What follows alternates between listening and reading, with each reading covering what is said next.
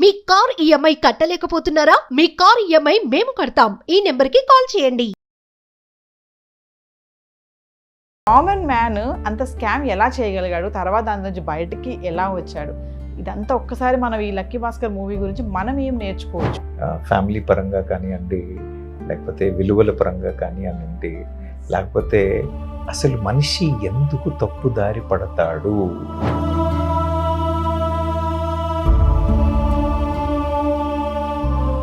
తెలివిగా వాడుకున్నాడు అనొచ్చు.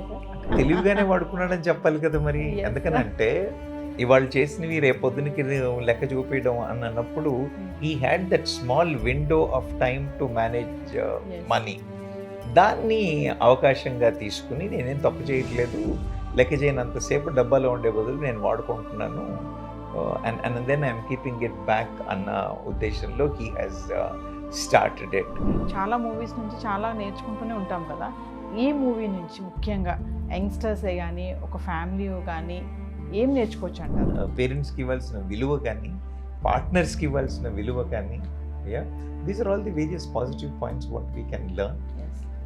మనిషి తప్పు చేస్తాడు, తప్పు చేయడానికి చాలా అవకాశాలు దొరుకుతాయి. ఓకే, అందుకని తొందరపడి అందులో తప్పు చేయడానికి ముందుకు రాకూడదు. వస్తే అందరూ లక్కీ భాస్కర్లు కాదు. హాయ్, హలో, నమస్తే, welcome back to Suman TV. Welcome to talk show. మరి టాక్ షోలో మనం కొన్ని ఇంట్రెస్టింగ్ టాపిక్స్తో మీ ముందుకు రావడమే జరుగుతుంది కదా. ఈరోజు నేను మరొక ఇంట్రెస్టింగ్ టాపిక్తో మీ ముందుకైతే వచ్చేసాను. అదే lucky Bhaskar. Lucky Bhaskar movie మరి మీరు ఎంతమంది చూసారో నాకైతే తెలియదు, నేను మాత్రం నిన్ననే చూశాను. ఎందుకంటే ఆ లక్కీ భాస్కర్ మూవీ నుంచి మనము చాలా ఇంట్రెస్టింగ్ లెసన్స్ నేర్చుకోవచ్చు. చాలామంది దాన్ని పాజిటివ్గా తీసుకుంటారు, నెగిటివ్గా కూడా తీసుకుంటారు. అసలు లక్కీ భాస్కర్ మూవీ ఎందుకు, ఆ స్కామ్ ఏంటి, హర్షద్ మెహతా స్కామ్కి లక్కీ భాస్కర్ మూవీకి ఏంటి అసలు పోలికలు ఏంటి, దీని గురించి తెలుసుకోవాలని చాలా ఇంట్రెస్టింగ్గా ఉంది కదా. ఎందుకంటే సినిమా నేను కూడా చూశాను కానీ నాకు కొంచెం అక్కడక్కడ అర్థం కాలేదు. మరి దీనిపైన ఈరోజు టాక్ షోలో మాట్లాడదామని నేనైతే డిసైడ్ అయిపోయాను.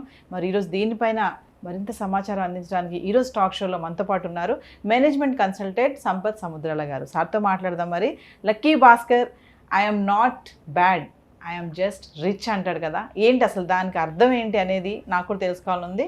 మరి వెయిట్ అండ్ సీ. ఈ వీడియో ఎక్కడ పాజ్ చేయకుండా చివరి దాకా చూడండి. లక్కీ భాస్కర్ మూవీ యొక్క అర్థం ఏంటో ప్రతి ఒక్కరికి కూడా తెలుస్తుంది. మరి ఇంకెందుకు సార్ని పరిచయం చేసేస్తాను. నమస్తే సార్. నమస్కారం. సార్, లక్కీ భాస్కర్ మూవీ అంటే నేను ఈ టాక్ షోలో ఒక ఇంట్రెస్టింగ్ టాపిక్ ఏదైనా చేయడం జరుగుతుంది, లైక్ ఒక ఇన్స్పిరేషన్గా కానీ ఎవరైనా అవేర్నెస్ వీడియో లాగా. మరి లక్కీ భాస్కర్ మూవీ నుంచి అంటే మనం ఏమైనా నేర్చుకోవచ్చా? అంటే సినిమాలోంచి బ్యాడ్ గుడ్ రెండు ఉంటాయి, కానీ చాలామంది బ్యాడే తీసుకుంటారు, గుడ్ పక్కన పెట్టేస్తారు. ఈ లక్కీ భాస్కర్ సినిమా చూసినప్పుడు నాకు కూడా అనిపించింది సార్, ఒక టైంలో ఫ్యామిలీకి ఇంపార్టెన్స్ ఇస్తున్నారు, ఒక టైంలో తన జాబ్ది కూడా, అంటే అక్కడ స్కామే చేశాడో ఏం చేశాడో మరి మనం మాట్లాడుకోవాలి ఇప్పుడు. అంత కామన్ మ్యాన్ అంత స్కామ్ ఎలా చేయగలిగాడు, తర్వాత దాని నుంచి బయటికి ఎలా వచ్చాడు, ఇదంతా ఒక్కసారి మనం ఈ లక్కీ భాస్కర్ మూవీ గురించి మనం ఏం నేర్చుకోవచ్చు అనేది ఒకసారి మీ మాటల్లో. వెరీ ఇంట్రెస్టింగ్ సబ్జెక్ట్ అమ్మా. మూవీ కూడా చాలా చక్కగా తీశారు. వాళ్ళ సినిమాటోగ్రఫీ కానివ్వండి, స్క్రీన్ ప్లే కానివ్వండి, చాలా బ్రహ్మాండంగా ఉండింది. మీరు అంటున్నట్టుగా ఏమిటి ఎందులో నేర్చుకోవచ్చు, చూడొచ్చు అని అంటే, వెన్ వి అబ్జర్వ్ ఇంట్రికేట్లీ ఒక్కొక్క సన్నివేశంలో జరుగుతున్న విషయాల్ని మనం చూసినట్టయితే ఖచ్చితంగా there are lot many things to learn. Family పరంగా కానివ్వండి, లేకపోతే విలువల పరంగా కానివ్వండి, లేకపోతే అసలు మనిషి ఎందుకు తప్పుదారి పడతాడు, మనిషి ఎందుకు తప్పుదారి పడతాడు, ఆ తప్పుదారి పడ్డవాడు దాన్ని సరిచేసుకోకుండా ఉండిపోతే ఏమవుతుంది, దాన్ని సరి చేసుకుని బయటపడ్డవాళ్ళు ఏమవుతాడు అనేది మనకి క్లియర్గా చూపించారు. మీరు చూసినట్టయితే ఆ మూవీలో భాస్కర్కి ఓ ఫ్రెండ్ ఉంటాడు, అవునా? అతను అంటే అది ముందు నుంచి చూపించారు. అబ్బాయి ఎగ్జామ్స్లో ఫెయిల్ అవ్వడం, ఆఫీస్లో ప్యూన్గా పనిచేయడం, తర్వాత వీడి వ్యాపారంలో పార్ట్నర్గా ఉండడం, తర్వాత భాస్కర్ నేను ఇంకా ఈ వ్యాపారం నేను చేయదలుచుకోలేదు, నేను ఇలాంటి విషయాల్లో పార్టిసిపేట్ చేయొద్దు అనుకుంటున్నాను అని అన్నప్పుడు అబ్బాయి లేదు నువ్వు నాకు అక్కర్లేదు, నేను ఉద్యోగం మానేస్తాను కానీ నేను ఇది చేస్తానని చెప్పి అందులోకి వెళ్ళి పూర్తిగా టోటల్గా లైఫ్లో పాడైపోయిన వరం ఒకటైతే Yes. యా మనం లక్కీ భాస్కర్ని చాలా సక్సెస్ఫుల్గా దాని నుంచి బయటపడి ఫ్యామిలీని జాగ్రత్తగా చూసుకుని taking care of the entire family అనే ఒక పాజిటివ్ దృక్పథంలో కూడా చూపించారు. కాబట్టి మీరు అన్నట్టుగా దాన్ని మనం ఎలా హ్యాండిల్ చేస్తాం సిచ్యువేషన్ని అనేది చాలా ఇంపార్టెంట్. దాన్ని చక్కగా చిత్రీకరించారనే చెప్పచ్చు. అంటే సార్, ఈ సినిమాలో మనకి హీరో ఎదుర్కొన్నటువంటి నైతిక చిక్కులు కొన్ని, వాటి గురించి కొంచెం మాట్లాడుకుందాం సార్. ఖచ్చితంగా అమ్మా. ఇది యాక్చువల్గా ఓ ఫిక్టిషియస్ స్టోరీ. ఎస్. 1990 టైంలో జరిగిన ఓ ఫైనాన్షియల్ స్కామ్ని ఆధారంగా తీసుకుని అందులోంచి కొన్ని పాయింట్స్ ఎక్కడెక్కడైతే లూప్ హోల్స్ అవి ఎలా ఏం జరిగాయి అన్నవి తీసుకుని దాని ఆధారంగా ఓ కథ రాశారు. రాసిన చాలా చక్కగా ట్రీట్ చేశారనే చెప్పచ్చు. ఇప్పుడు Bhaskar comes from a lower middle class family. ఓవైపు అనారోగ్యంతో ఉన్న తండ్రి, తర్వాత ఏమంటారు తమ్ముడు చెల్లెలు, వాళ్ళ చదువులు, వాళ్ళ పెళ్ళిళ్ళు, వాళ్ళకి ప్రొవైడ్ చేయాలి. తర్వాత పిల్లడు, అతనికి అబ్బాయి ఉంటాడు, ఆ పిల్లడు వాడి ఎడ్యుకేషను, వాడి ఎక్స్పెక్టేషన్స్, వాడి ఫ్రెండ్స్, వాడు సొసైటీలో ఎలా ఉన్నాడు, ఇలాంటివి నాట్ వన్ రిక్వైర్మెంట్. ఇవన్నీ put a lot of pressure on any individual. కానీ ఏం చేయాలంటే తట్టుకుని దాని ప్రకారంగా మెల్లిమెల్లిగా చేస్తూ రావాలి.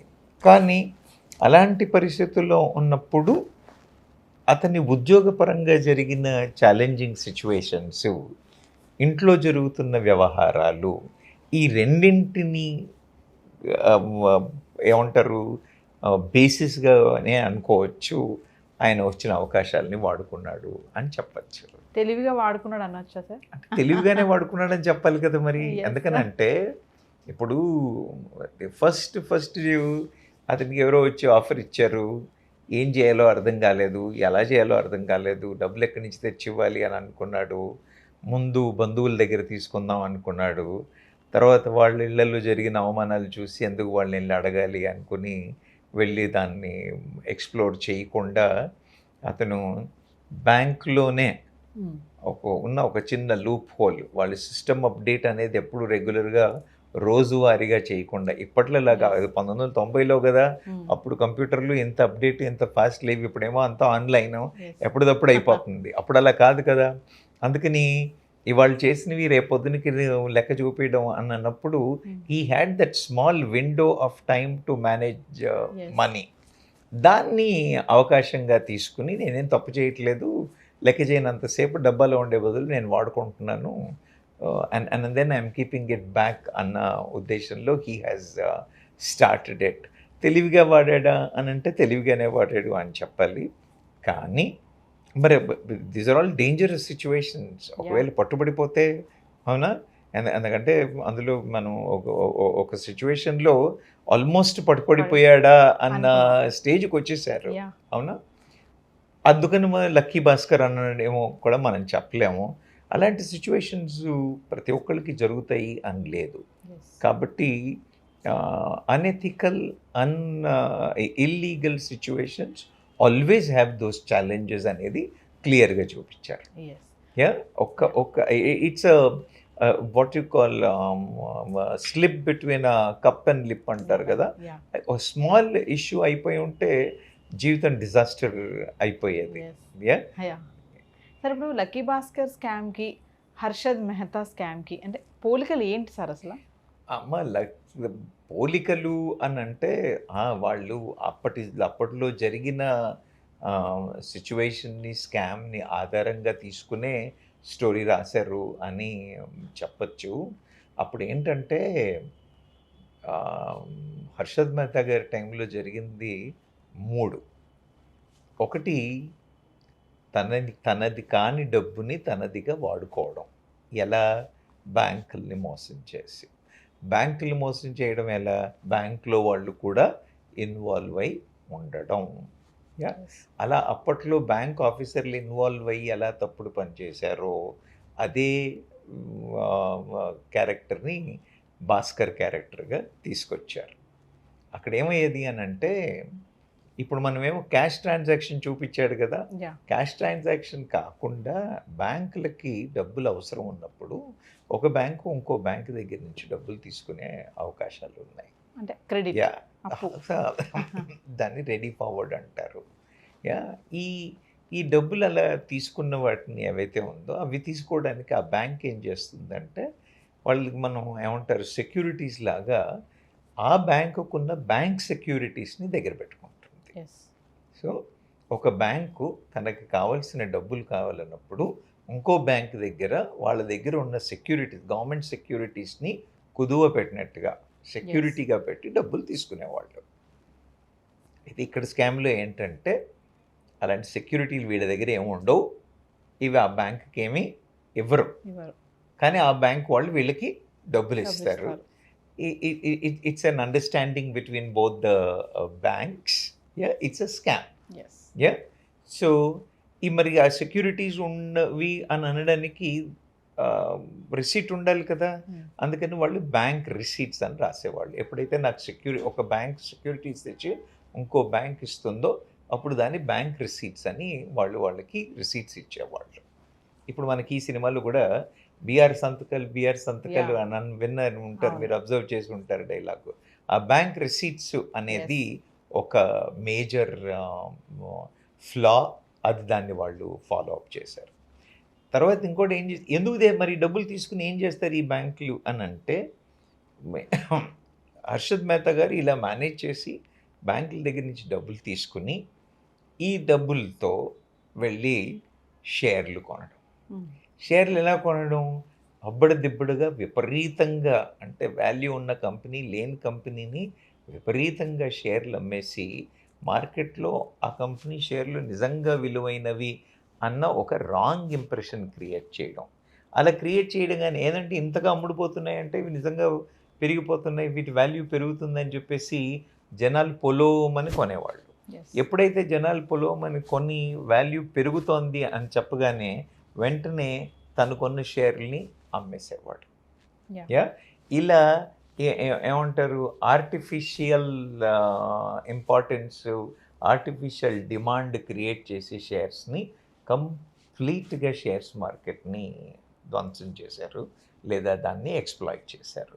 మనకి ఇక్కడ సినిమాలో కూడా they have done the same situation. Yeah so ఈ మూడు విషయాలుగా, బ్యాంక్ లోన్ పరంగాను, బ్యాంక్ రిసీట్ల పరంగాను, తర్వాత ఈ స్కామ్ల పరంగాను, ఈ మూడు విషయాల్లో కూడా హర్షద్ మెహతా గారి టైంలో జరిగిన స్కామ్ని వీళ్ళు రిప్లికేట్ చేశారు అనే చెప్పచ్చు. ఎస్ సరే, ఈ మూవీలో కొన్ని మానవీయ విలువలు కూడా చూపించారు మనకి, వాటి గురించి ఒకసారి. ఇది తప్పుదారి, అవునా, ఇది తప్పుదారి. ఎలా ఉండేవాడు, ఒక మనం ముందు సినిమాలో చూసినట్టయితే వాడికి అన్నీ అప్పులే, అవునా, అవును. పాలవాడి దగ్గర నుంచి పూలవాడి దగ్గర నుంచి ప్రతి ఒక్కరి దగ్గర అప్పులే. ప్రతి పూట రోజు గడవాలంటే ఇబ్బందికరంగా ఉండేది, మొహం చాటేసుకోవాల్సిన పరిస్థితి. 6,000 జీతం, 36,000 అప్పు. అలాంటి వాడు కొన్ని కోట్లకు అధిపతి కాదు, ఎస్ కొన్ని కోట్ల. ఎలా ఎదిగాడు, ఎలా మనం అందరం ఎదగలమా?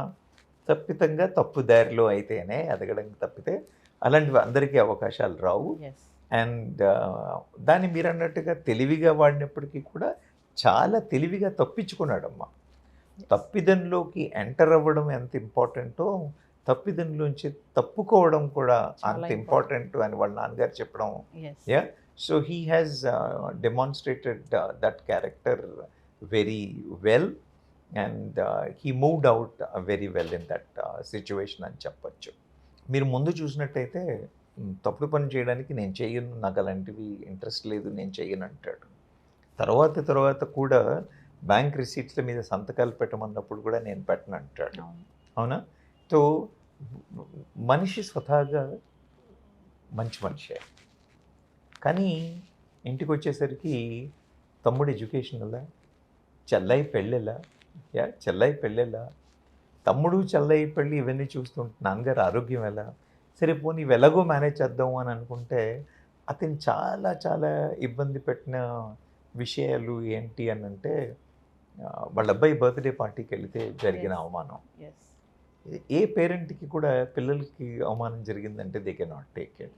అది చాలా డీప్ రూటెడ్గా తగులుతుంది. ఎస్ రెండవది భార్య అంటుంది, నేను ఏదో చిన్న వ్యాపారం పెట్టుకుంటాను, ఆ వ్యాపారానికి కావాల్సిన నాకు కొంత లోన్ అన్న అరేంజ్ చెయ్యి అని అంటే, ఆ లోన్ బికాజ్ అంతకన్నా ముందే తను రెగ్యులర్ ఖర్చులకే లోన్ చేసి ఉంటాడు కాబట్టి ఆ లోన్ తీసుకునే అంత కెపాసిటీ కూడా లేదు. ఉండదు, ఆపర్చునిటీ కూడా ఉండదు. ఈ అన్ని పరిస్థితుల దరిమిల ఆయన కూడా అవకాశంని వాడుకోవాలి వచ్చినప్పుడు దెన్ మనిషి తన విలువల్ని కొంత కాంప్రమైజ్ అవుతాడు. ఎస్ మనిషి విలువల్ని ఎక్కడ కాంప్రమైజ్ అవుతాడు అంటే పరిస్థితులు కాంప్రమైజ్ చేస్తాయి అనేది మనకి క్లియర్గా చూపించాడు. ఎస్ ఎవడు కూడా స్వతహాగా చెడువాడు కాదు, కానీ పరిస్థితులు వాటిని తీసుకొస్తాయి. అంటే ఏంటి, పరిస్థితులు ఉంటే ప్రతి ఒక్కడు అలాగే చేయాలా? నో. No. అనేది మళ్ళీ కంక్లూజన్లో చూపించింది ఏంటంటే ఎస్ పరిస్థితులు మనం ఎలా చేసినా we have to come out of it, we should not do those kind of situations అనేవి క్లియర్గా చూపించాడు. వాడి ఫ్రెండ్ యొక్క డౌన్ఫాల్ అలాంటి వాటిని వీడు చూసుకుని how he set rights himself అనేది క్లియర్గా చూపించాడు. రెండవది మీరు చూసినట్టయితే కార్లు ఇంపోర్ట్ చేసే కేసులో ఎస్ బిచ్చగాళ్ళని తీసుకెళ్ళి వాళ్ళకి ₹1,00,000 ఇస్తాడు. ఎస్ అవునా? ₹1,00,000 ఇవ్వగానే వాడు ఏంటిది ఇలా అని అంటే అప్పుడు చెప్తాడు, మనం మంచులే పంచుకోవడం కాదు, చెడులో ఉన్నప్పుడు కూడా we have to share. Yes ప్రతిసారి కూడా మనం అందరినీ ఇదిగా చూడాలి. అంటే మంచితనం ఇంకా ఉంది, ఎస్ అవునా కాదా? అలాంటి వాడు మీరు చివరికి చూడండి, ఎప్పుడైతే డబ్బులు పెరిగిపోయి స్టేటస్ పెరిగిపోయి పొజిషన్ వచ్చేసిన తర్వాత how he insults the guy. వాడు అప్పిచ్చే స్కూటర్ తీసుకెళ్ళిపోయిన వాడిని ఉంటాడు కదా, వాడి స్కూటర్ పగలగొట్టడం, వాడిని నానా యాతన పెట్టడం, ఒక రాక్షసుడిగా మారుతాడు. ఎస్ డబ్బు అనేది మనిషిని ఎక్కడి నుంచి ఎక్కడికి తీసుకెళ్తుంది అనేది చాలా క్లియర్గా చూపించాడు. ఒకసారి డబ్బు పిశాచి పట్టిందంటే మనిషి విలువల్ని కోల్పోతాడు. ఖచ్చితంగా పూర్తిగా డయాగనలీ ఆపోజిట్ భాస్కర్ని చూపిస్తాడు. ఎస్ ముందున్నప్పుడు ఎంత సోబరు, ఎంత నోబెల్ అబ్బాయిలాగా ఉన్నవాడిని ఒక విధంగా రాక్షసుడిగా మారిన వాళ్ళలాగా చూపించారు. అలా క్లియర్గా దే హ్యావ్ డెమాన్స్ట్రేటెడ్ దాట్. మరి ఏంటి అక్కడితో ఆపేశారా అని అంటే కాదు. ఏదైనా పెరుగుట విరుగుట కొరకే, అవునా? ఎప్పుడైతే ఈ ఫియాస్కో బయటపడింది, పరిస్థితులని తనకి తెలిసిపోయాయి, ఇంకో బ్యాంక్ మేనేజర్ అతను పాపం హార్ట్ అటాక్ వచ్చి పోయారు అని తెలియగానే అక్కడి నుంచి ఆయనలో మార్పు మొదలవుతుంది. వాళ్ళ నాన్నగారు చెప్పిన గైడెన్స్ తీసుకుని, వాళ్ళ భార్య సపోర్ట్ తీసుకుని, ఆవిడ గైడెన్స్ తీసుకుని he turns around the entire story into a positive thing. అక్కడ చాలా క్లియర్గా ఇండికేట్ చేశారు ఫ్యామిలీ, ఒక మనిషి బాగుపడడానికి ఎంత ఇదవుతుంది, ఫ్యామిలీ యూనిటీ. అబ్సల్యూట్లీ అండి. ఫ్యామిలీ యూనిటీయే కాకుండా తండ్రి అనేవాడు పిల్లల్లో ఎలాంటి వాల్యూ సిస్టమ్స్ని తీసుకురావచ్చు అనేది చాలా క్లియర్గా గైడ్ చేశారు. అలాగే జీవిత భాగస్వామి మంచిలోనూ చెడులో ఉన్నప్పుడు మంచి దారిలో పెట్టడానికి ఎలాంటి సపోర్ట్ ఇవ్వాలి, ఎలాంటి పార్ట్నర్షిప్ ఇవ్వాలి అనేది కూడా చాలా క్లియర్గా డిపిక్ట్ చేశారనే చెప్పచ్చు. సార్ ఇందులో ఒక డైలాగ్ అంటారు కదా ఆ hero, I'm not bad, I'm just rich అంటాడు. వాడు బ్యాడ్ రిచ్ అన్న దానికి ఉంటే ముఖ్యంగా మీరు చూసినట్టయితే పాపం వాళ్ళు బంగారం స్టోర్లో ఫస్ట్ టైం వెళ్ళి కొనడానికి ప్రయత్నించినప్పుడు the way they were insulted, the way they were insulted strikes. Next స్టేజ్కి వచ్చేసరికి మళ్ళీ వేషాధారణ వేసుకుని వెళ్ళిన కారులో చూసి దాన్ని చూసి, అంటే నీ దగ్గర డబ్బు ఉన్నా లేకపోయినా మనుషులు నిన్ను ఎలా ట్రీట్ చేస్తారు అనేది వాడి మైండ్ మీద చాలా స్ట్రాంగ్గా కూర్చుండిపోతుంది.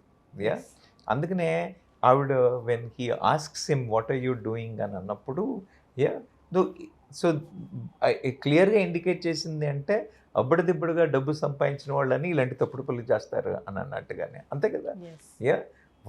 Today he is doing that kind of exposure or that kind of his carrying himself వెళ్ళి సడన్గా కారు కొనేయడం, అనవసరమైన ఆర్భాటం చేయడం, ఇవన్నీ ఎందుకు చేశాడు అని అంటే just to show off. The world sees that. Ya, so నాకు అలాంటి ఇంటెన్షన్లు ఏమి లేవు, కానీ if the public wants it, if people are looking at it అని అన్నట్టుగా చూపించాడు. నిజమే కదా. మళ్ళీ తర్వాత చివరికి ఏం చూపించాడు, forget about what people say. Yeah, give importance to what your parents want, what your life partner wants, what your kids want. అందుకని నేను ఇంక ఇది చెయ్యట్లేదు అని అన్నాడు. అనేసి చివరికి వాళ్ళు వచ్చి ఎంత ఫోర్స్ చేసినా, వాళ్ళ బ్యాంక్ చైర్మన్ గారు వచ్చి ఇచ్చేసిన, నిన్ను you will end up in problems, నువ్వేం తప్పించుకోలేవు అని చెప్పిన, ఏం చేసినప్పుడు కూడా ఖరాఖండిగా నేను చెయ్యట్లేదు, I am out of it. Ya, so he has taken a firm decision on a positive side, which is a very encouraging thing అని చెప్పచ్చు. అంటే సార్ ఇప్పుడు చాలా మూవీస్ నుంచి చాలా నేర్చుకుంటూనే ఉంటాం కదా, ఈ మూవీ నుంచి ముఖ్యంగా యంగ్స్టర్సే కానీ ఒక ఫ్యామిలీ కానీ ఏం నేర్చుకోవచ్చు అంటారు? అమ్మ, అంటే భాస్కర్ గురించి నేర్చుకునే దానికంటే కూడా I will say we have to learn from the parent, we have to learn from the life partner. You understand my point? Yeah. She was there with him in the tough times. Yes. Yeah. She was there with him when he was making money. When she realized that it is not a good money, she has brought him back into the track and she said, మనకి డబ్బొద్దు, we need not do it అని. అలా అని చెప్పేసి ఆయనతో గొడవ పడకుండా, గొడవ పడ్డా ముందు it's not a good money అని తెలిసినప్పుడు వెనక ముందు అయినప్పటికీ కూడా తర్వాత she bought him on to the track. She was one of the responsible person for his come back. అలాగే ఏజ్డ్ ఫాదర్ కూడా ఆయనకు పద్ధతి నేర్పి మనం ఎలా ఆపాలి, ఎలా బయటకు రావాలి అని ఆయనైతే ఎలా గైడ్ చేశారో. సో చెప్తున్నాను కదా, ఇందులో రెస్పాన్సిబిలిటీ కానీ, సమగ్రత కానీ, పేరెంట్స్కి ఇవ్వాల్సిన విలువ కానీ, పార్ట్నర్స్కి ఇవ్వాల్సిన విలువ కానీ, these are all the various positive points what we can learn.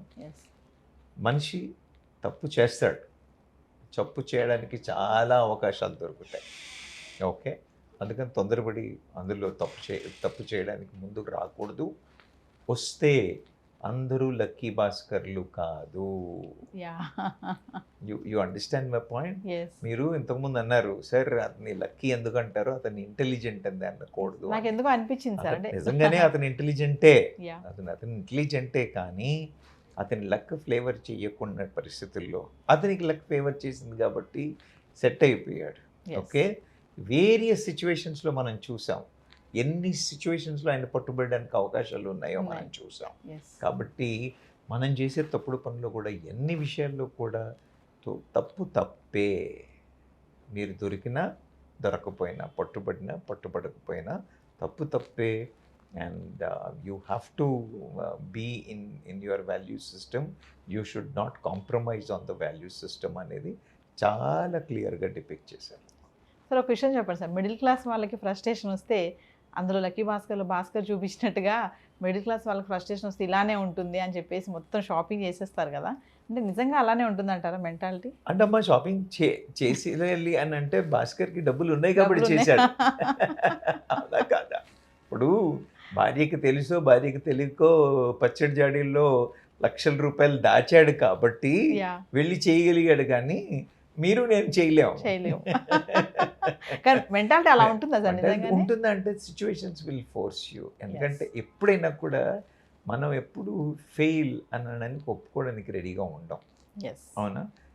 మనం ఎప్పుడు కూడా, అంటే మనం ఒప్పుకున్నా కూడా, ఇప్పుడు మీరు ఆ బంగారం కొట్లో the kind of treatment what the family receives, ఆ మైండ్ సెట్ ఉంటుంది కదా, ఎందుకు నేను ఓడిపోవాలి, ఎందుకు నన్ను ఒకళ్ళు ఇది చెయ్యాలి అని మిడిల్ క్లాస్లో వాళ్ళందరికీ ఉంటుందా అంటే they will struggle with that, but we can do nothing out of it. Feeling bad తప్పితే. అందుకనే ఏమంటున్నానంటే నేను, వీ షుడ్ ఫీల్ బ్యాడ్. అందులో కంటెంట్మెంట్ కూడా క్లియర్గా చూపించాడు. ఎక్కడ అంటే ఒక స్టేజ్ వచ్చిన తర్వాత నాకు ఇంకా చాలు, I'm not going to do beyond this అనేది. ఆ కంటెంట్మెంట్ రావాలి. మిడిల్ క్లాస్ వాళ్ళకి కూడా మన జీతం ఎంతే, మన లైఫ్ స్టాండర్డ్ ఇంతే, మనం ఇందులోనే హ్యాపీగా ఉందాం. Let's not go beyond this. Yes and then end up in problems అనే విషయం క్లియర్గా తెలుసుకోవాలి. ఎస్ సార్, ఒక విషయం చెప్పండి సార్, సిగరెట్ కన్నా ఆల్కహాల్ కన్నా డబ్బులోనే ఎక్కువ కిక్కు ఉంది అంటే ఏమంటారు? 100%, 110%. మా డబ్బు ఉన్న వ్యామోహం కంటే ఇంక వేరే ఏమీ లేదమ్మా. ఒక్కసారి డబ్బు వ్యామోహంలో పడితే లక్కీ భాస్కర్ లాంటి ఏదో అరకొర మనుషులు తప్పితే అందులో పడినవాడు బయటకు రావడం చాలా కష్టం, చాలా చాలా కష్టం. సో అది ఎంత రాకుండా చూసుకుంటే అంత మంచిది. లక్కీ భాస్కర్ లక్ ఉంది కాబట్టి బయటకు వచ్చాడు. అందరికీ ఉండడం కష్టం కష్టం. సో ఇట్ ఈస్ ఆల్వేస్ మీరు చెప్పినట్టుగా సిగరెట్ అలవాటు పడితే మానేయచ్చేమో, కానీ డబ్బు అలవాటు పడితే మానేయడం కష్టం. కాబట్టి డబ్బుకి ఎంత దూరంగా ఉండి మనకి కావలసినంత మితంగా ఉండగలిగినంతసేపే మంచిది. Yes, thank you sir. Thank you so much. Lucky Bhaskar movie నుంచి మనం చాలా విషయాలు నేర్చుకోవచ్చు. అంటే ఫ్యామిలీ పరంగా కానీ, ఫ్యామిలీ ఎలా యూనిటీగా ఉండాలి, పేరెంట్స్తో ఎలా ఉండాలి, ఎలా వాళ్ళు చెప్పింది ఎలా వినాలి అనేది, ఇంకా చిల్డ్రన్స్ ఎప్పుడైతే ఇన్సల్ట్ ఫీల్ అయ్యారో అక్కడి నుంచి తన మెంటాలిటీ ఎలా మారింది అనేది. అంటే ఒక మూవీ నుంచి మనము గుడ్ అండ్ బ్యాడ్ కూడా తీసుకుంటాం కదా, ఖచ్చితంగా లక్కీ భాస్కర్ మూవీ నుంచి మనం చాలా విషయాలు నేర్చుకోవచ్చు. మరి మరొక ఇంట్రెస్టింగ్ ఎపిసోడ్తో మళ్ళీ కలుద్దాం. This is Naveena signing off. Thank you.